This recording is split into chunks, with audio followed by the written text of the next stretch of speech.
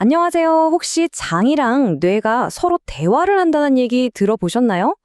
오늘은 우리 몸속 가장 놀라운 연결고리 중 하나인 장과 뇌의 관계, 특히 이게 과민성 대장 증후군이랑 얼마나 깊은 관련이 있는지 한번 파헤쳐 보겠습니다.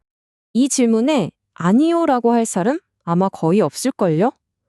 중요한 발표를 앞두고 갑자기 배가 살살 아파온다거나 힘든 한 주를 보내고 나면 꼭 속이 더부룩해지는 경험. 다들 한 번쯤은 있으시죠? 네, 이건 아주 익숙한 현상입니다. 자, 그럼 이제 판을 한번 완전히 뒤집어 보죠. 스트레스가 장에 영향을 주는 건 알겠는데, 그럼 반대는 어떨까요?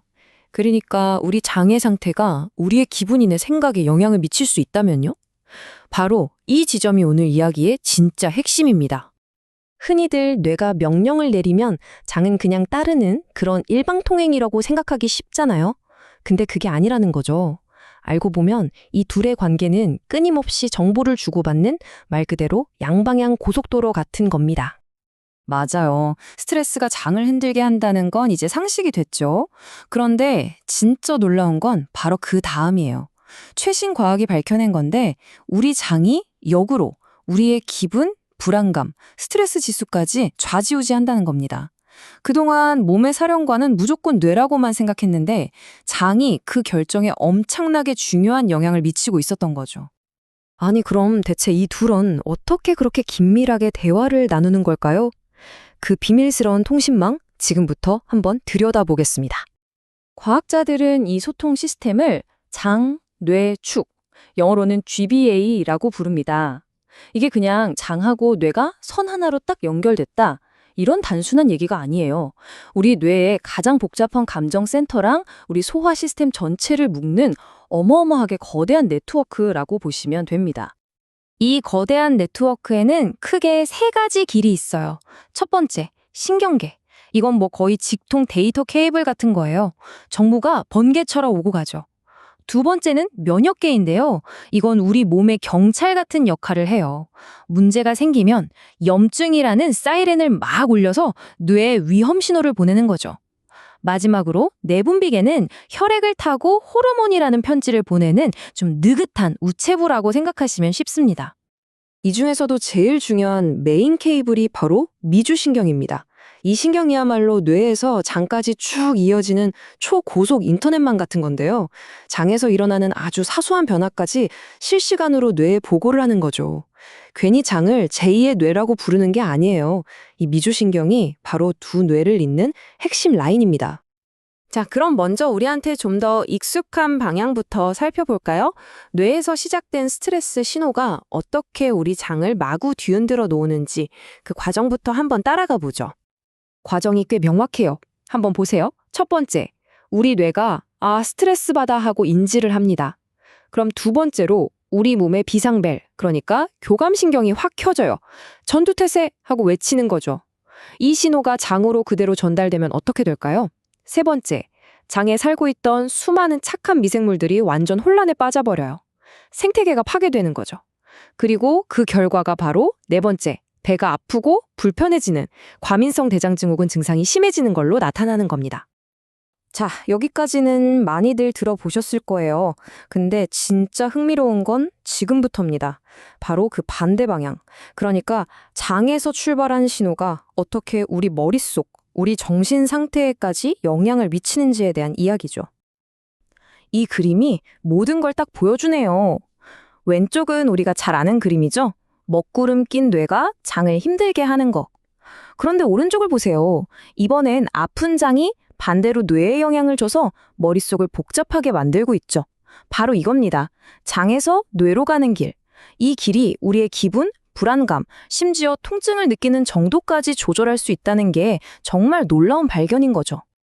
그럼 장은 대체 뇌에 무슨 메시지를 보내는 걸까요? 크게 세 가지 종류의 택배를 보낸다고 생각하시면 돼요. 첫 번째, 행복 호르몬으로 유명한 세로토닌 같은 신경 전달 물질을 보내서 기분을 좋게 해주고요. 둘째, 사이토카인이라는 염증 신호를 보내서 몸에 문제 생겼어, 확인해봐 하고 경고를 날리기도 합니다.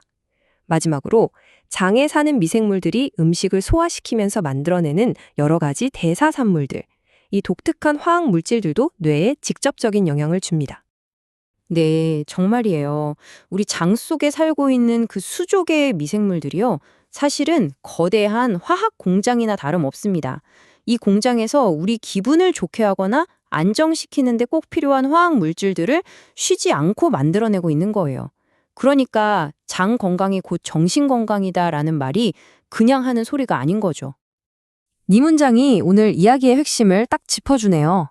장내 축 신호의 부조화는 과민성 대장 증후군의 중심 병태생리다. 말이 좀 어렵죠. 쉽게 말해서 과민성 대장 증후군은 그냥 장이 약해서 생기는 병이 아니라는 거예요. 장과 뇌에 소통에 문제가 생긴 일종의 시스템 고장이라는 거죠. 그렇기 때문에 배가 아픈 신체 증상이랑 불안 같은 심리적인 증상이 같이 나타나는 거고요. 자, 그럼 이렇게 복잡하게 얽혀있는 시스템의 문제를 과연 어떻게 해결할 수 있을까요? 다행히도 희망은 있습니다. 바로 시스템 전체를 하나로 보고 접근하는 데서 시작돼요. 핵심은 바로 이겁니다. 이제는 배 아프다고 소화제만 먹도 불안하다고 신경안정제만 먹는 시대는 지났다는 거죠. 과민성 대장증후군을 제대로 치료하려면 장 따로, 뇌 따로가 아니라 이 둘을 연결하는 장뇌축이라는 소통 시스템 전체의 균형을 되찾아줘야 합니다. 그래서 요즘 치료 목표를 보면요, 훨씬 더 넓은 관점에서 접근해요. 단순히 장에서 오는 통증 신호를 막는 걸 넘어서서 장내 미생물 생태계 자체를 건강하게 만들고요. 그걸 통해서 복통이나 변비 같은 신체 증상은 물론이고 불안이나 스트레스 같은 마음의 문제까지 함께 좋아지게 만드는 걸 목표로 하는 거죠. 프로바이오틱스가 바로 아주 좋은 예시가 될 수 있겠네요. 우리가 유익균을 먹어서 장내 환경을 좋게 만들어주면요, 장에서 뇌로 올라가는 신호 자체가 긍정적으로 바뀌게 돼요. 이게 결국 장, 뇌, 축 전체를 안정시키는 효과로 이뤄지고 결과적으로 몸의 불편함과 마음의 불안함을 동시에 완화시켜줄 수 있는 겁니다. 자, 이제 우리 몸을 보는 새로운 눈이 하나 생긴 셈입니다. 다음에 혹시 또 배가 아프거나 속이 불편할 때 어젯밤에 뭘 잘못 먹었나만 생각하지 마시고요.